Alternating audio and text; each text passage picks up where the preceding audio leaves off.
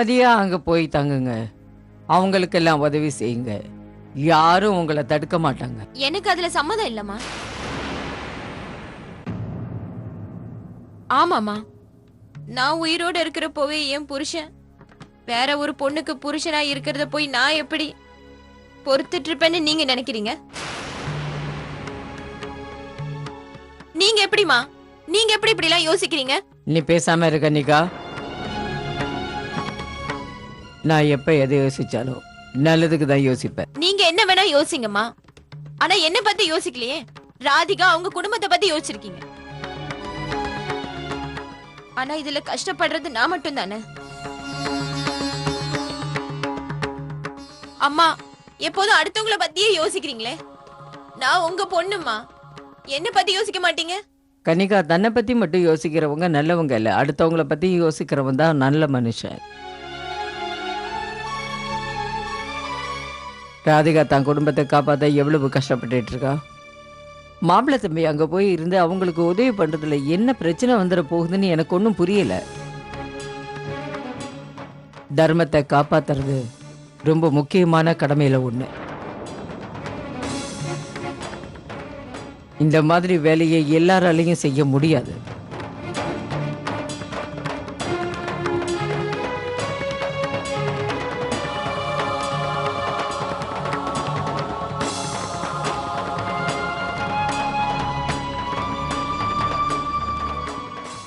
மாதாராம்ஜி,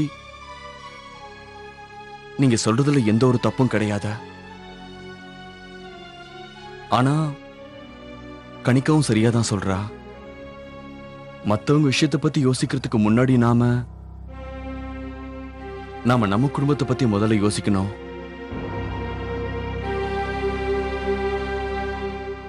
நான் என் குடும்பத்தோட கடமையை செய்யாம என்னைக்கும் போக மாட்டேன். கண்டிப்பா அப்படி செய்ய மாட்டேன்.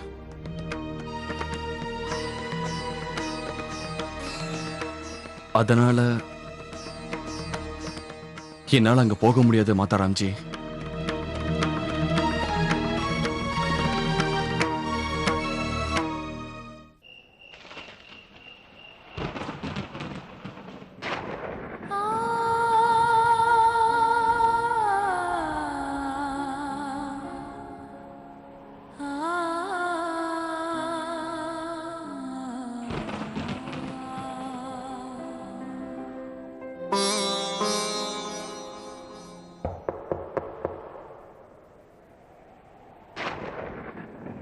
அவர் வந்துட்டாருன்னு நினைக்கிறேன்.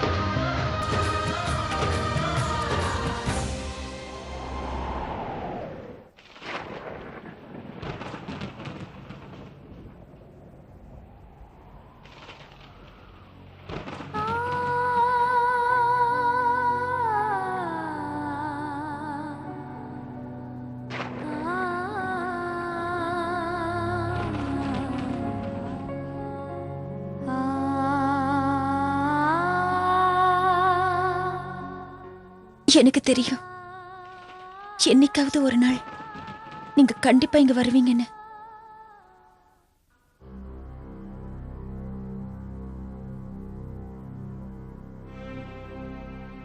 மாதாராம்ஜி, முதல்ல அபய் மாப்பிள்ள டெல்லி போனார்னு தெரிஞ்ச உடனே நீங்க கோபமா இருந்தீங்க. ஆனா இப்போ நீங்களே அவரை டெல்லி போக சொல்றீங்க. எனக்கு ஒண்ணுமே புரியல மாதாராம்ஜி. போக போக உனக்கு எல்லாமே புரிய வரும் அனுமான். இல்லைன்னா இத்தனை வருஷம் என் கூட இருந்து என்ன பிரயோஜனம்? முதல்ல நான் கொஞ்ச நாளைக்கு நல்லது நடக்கணுங்கிறதுக்காக அந்த மகா பண்டிதர் குடும்பத்துக்கு உதவி செய்யணும்னு நினைச்சேன். ஆனா இப்போ நமக்கு சொந்தமான ஒருத்தரே மகா பண்டிதரா அங்க இருக்கிறது நமக்கு எவ்வளவு நல்லது தெரியுமா? சரி மாதரம் ஜி.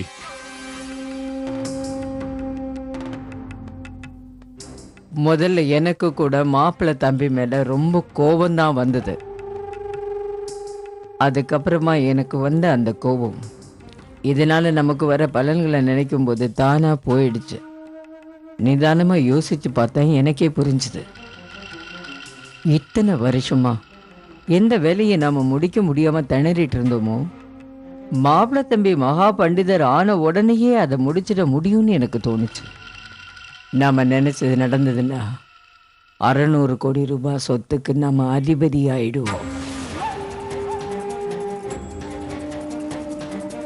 கனிகாவுக்கு இந்த விஷயம் எல்லாம் தெரியாது, புரிஞ்சுக்கவும் மாட்டா.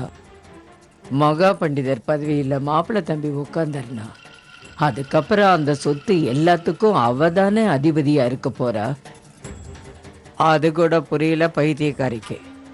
இவ்வளோ பெரிய சந்தர்ப்பம் நம்மளை தேடி வந்திருக்கு. பழம் நழுவி நம்ம கையில விழும்போது அதை தூக்கி எறியலாமா?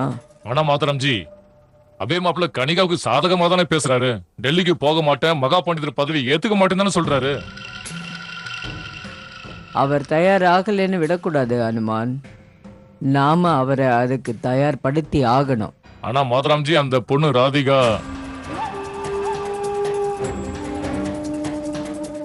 ராதிகாவுக்கு என்ன வந்தது அனுமான்? அந்த மகா பண்டிதர் பதவி முழுமையா மாப்பிள்ளை தம்பி கைக்கு வந்த உடனே அந்த குடும்பத்துக்கு அந்த இடத்துல என்ன வேலை? கொஞ்சம் கொஞ்சமா அவங்கள அந்த வீட்டை விட்டு வெளியே அனுப்ப வேண்டியதுதான். அப்புறம் மாப்பிள்ளை தம்பி முழுமையான மகா பண்டிதர், நம்ம கனிகா தான் அங்க மகா பண்டிதனியா இருப்பா. அதுக்கப்புறம் நாம 600 கோடி சொத்துக்கு அதிபதி.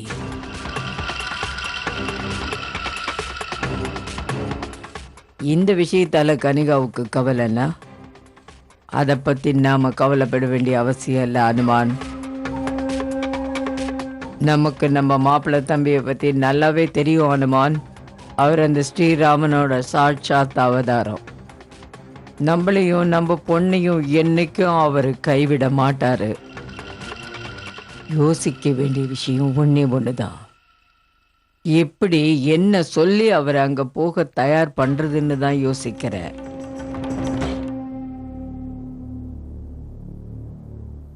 கனிகா,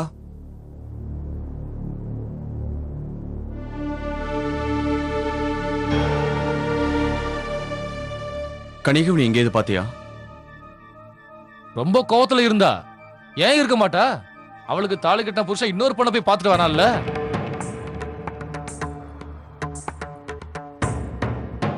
அபே மாப்பிள்ள, அவ எங்க கிச்சனுக்குள்ள போறத நான் பார்த்தேன்.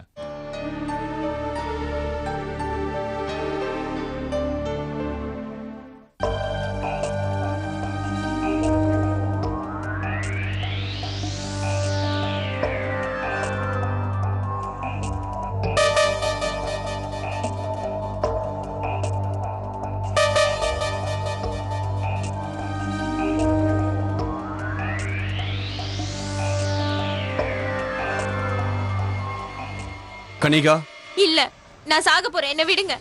நான் வாழ விரும்பல. கனிகா, விடுங்க, நான் சாக போறேன், என்ன தடுக்காதீங்க. நீ என்ன பண்ணிட்டு இருக்க கனிகா? வேற என்ன செய்ய சொல்றீங்க? என்ன, நான் உயிரோட இருக்கிறப்பவே என் புருஷன் இன்னொரு பொண்ணு கூட போறாரு. அதோட நான் சாகிறதே மேல். நீ இப்படி முட்டாள்தனம் நினைக்கிறத மாதிரி நிறுத்து. நான் எங்கேயும் போகல.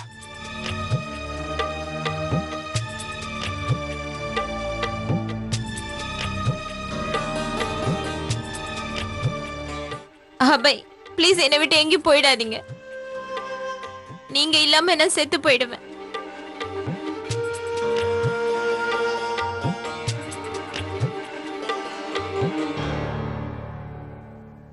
நான் எங்கேயும் போகல.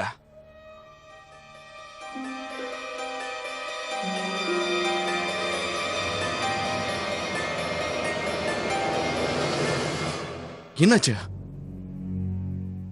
ஒன்னும் இல்ல அபை, எனக்கு கொஞ்சம் மயக்கமா இருக்கு.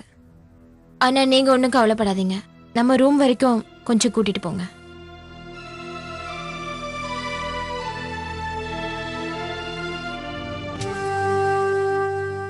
என் நாடகத்தை இவ்வளோ சீக்கிரம் நம்புவீங்கன்னு நான் நினைச்சு பார்க்கல. இதே நாடகத்தை கண்டினியூ பண்ண வேண்டியதுதான்.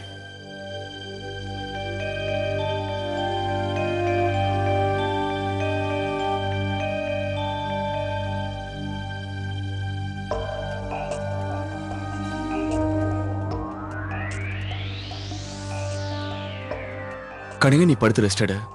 நான் இதோ வந்துடுறேன். அபய்,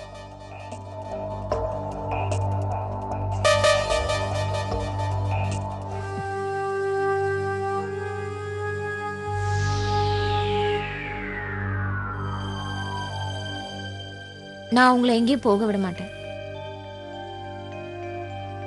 ப்ளீஸ் அபய், என்னை விட்டு எங்கேயும் போயிடாதீங்க.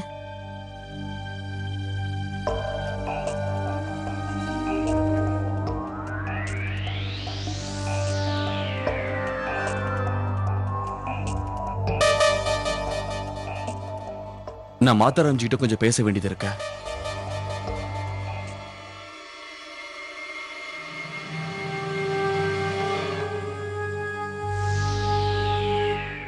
போங்க அபய்.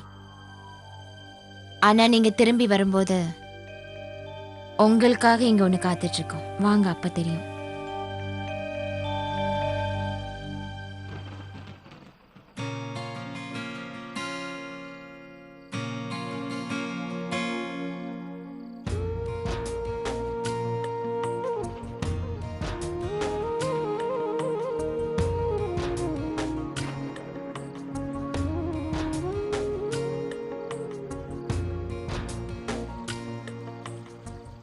நீங்க எங்க இருந்தாலும் எனக்கு தெரியும். என்னோட அன்பு கண்டிப்பா உங்களை இங்க கொண்டு வந்து சேர்த்துரும். உங்களோட இதயமும் கண்டிப்பா என்னோட அன்பை உங்களுக்கு உணர்த்தும். நான் எப்படியோ அதே மாதிரி நீங்களும் உங்க மனசு சொல்றதை கேட்பீங்க. நான் இனி யாருடைய பேச்சையும் கேட்க மாட்டேன். என் மனசு சொல்றதையும் சரி. என் மனசு இப்ப என்னோட கண்ட்ரோல்ல இல்ல. ஆனா ராதிகாவை பார்த்தா எனக்கு என்னப்போ பண்ணுதாதே எனக்கு புரியல. அவ நினைப்பு வந்தாலே என்னமோ தெரியல, என்னோட முடிவுகள் அதுவா மாறிடுதா. ஆனா நான் இனிமேல் அந்த மாதிரி நடக்க விட மாட்டேன். நான் இனிமேல் அந்த வீட்டுக்கு போகவும் மாட்டேன். போக மாட்டேன். இன்னும் எவ்வளவு நாளைக்கு தான் நீங்க உங்களையே ஏமாத்திக்க போறீங்க? ஒரு நாள் இல்ல ஒரு நாள் கண்டிப்பா உங்க மனசு சொல்றதை நீங்க கேட்டே தீருவீங்க. எப்போ நீங்க உங்க மனசு சொல்றதை கேட்க ஆரம்பிக்கிறீங்களோ அப்பவே உங்களுக்கு பழசெல்லாம் ஞாபகத்துக்கு வந்துடும். என் நினைவுல இது மட்டும்தான் இருக்கும். என்னுடைய மனைவி, என்னோட குழந்தை, அப்புறம் என்னோட குடும்பம்.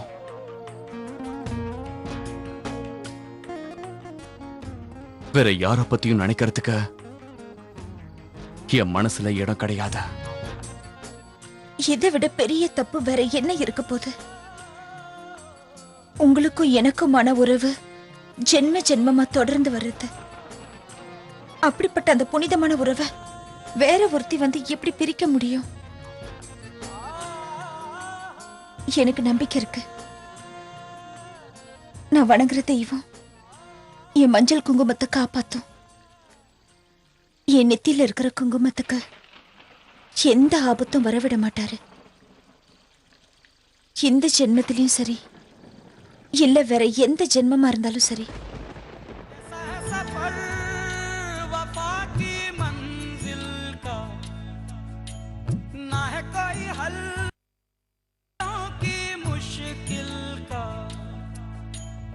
धड़कन धड़कन बिखरी रंजिशें, सांसें सांसें टूटी बंदिशें, कहीं तो हर लम्हा होठों पे फरियाद है, किसी की दुनिया चाहत में बर्बाद है।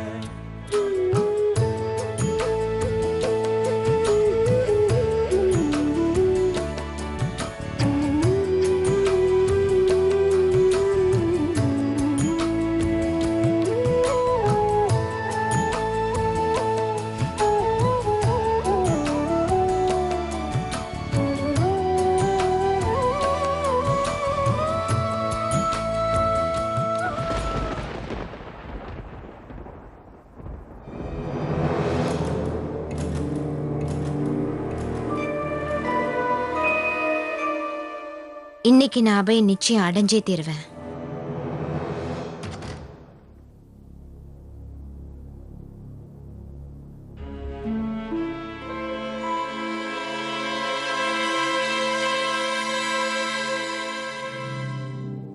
கணிகா,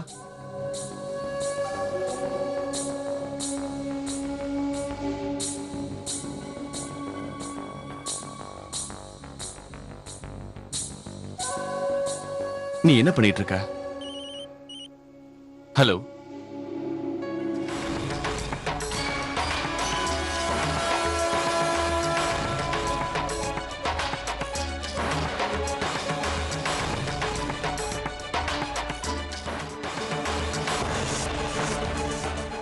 ஓகே.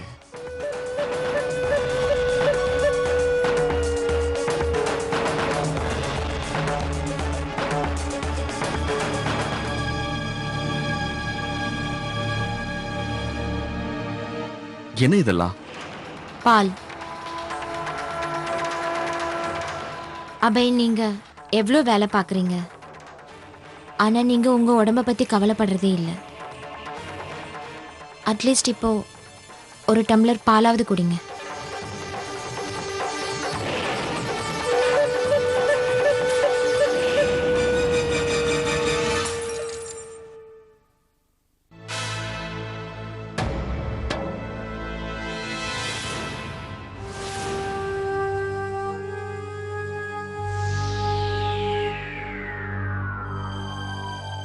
அபய், கிளாஸ் விழுந்துருச்சு, கொஞ்சம் பின்னாடி போங்க.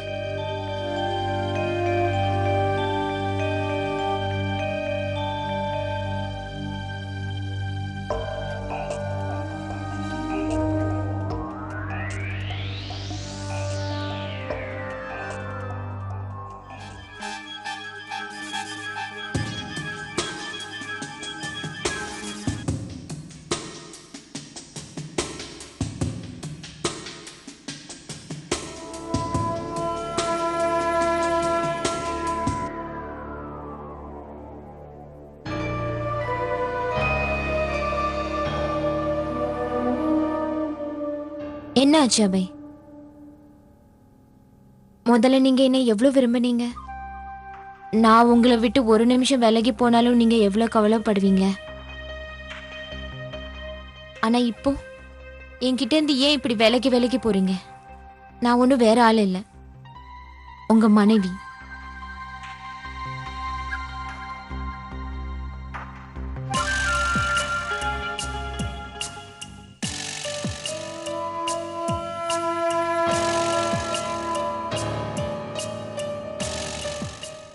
அபய், நான் உங்க மனைவி தானே. நீங்க என்னை விட்டு இப்படி விலகி விலகி போறது எனக்கு பிடிக்கல.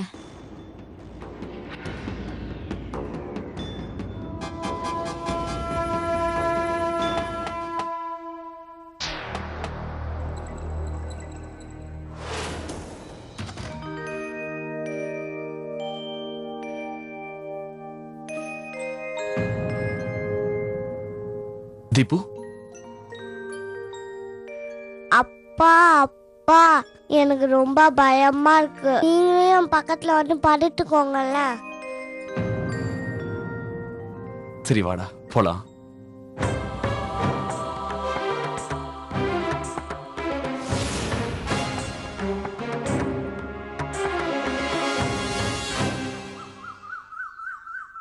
இப்ப எனக்கு ஒரே ஒரு கவலை தான் வைஷாலி. தேவாவுக்கும் ராதிகாவுக்கும் யார் கண்ணும் படாம இருக்கணும். ஆமாம்மா, நம்ம சின்ன மருமக ரொம்பவே கஷ்டத்தை அனுபவிச்சிருக்கா. இப்ப தேவா திரும்ப வந்ததுனால எல்லாமே பழைய மாதிரி மாறிடுச்சு. தேவா திரும்பி வந்த உடனே என்னோட வாரிசு ஆசையும் மறுபடியும் திரும்ப வந்துடுச்சு. நான் சாகிறதுக்கு முன்னால என் கொள்ளு பேர முகத்தை பார்த்துட்டு சாகணும்னு ஆசைப்படுறேன்.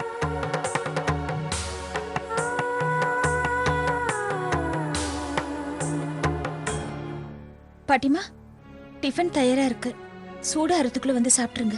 வாங்கம்மா. சின்ன மருமகள, தேவா என்ன எந்திரிக்கிறியா என்ன?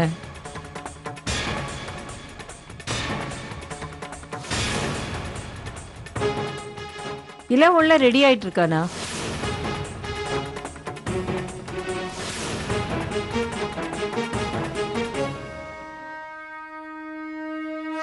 அட தேவா कृष्णाय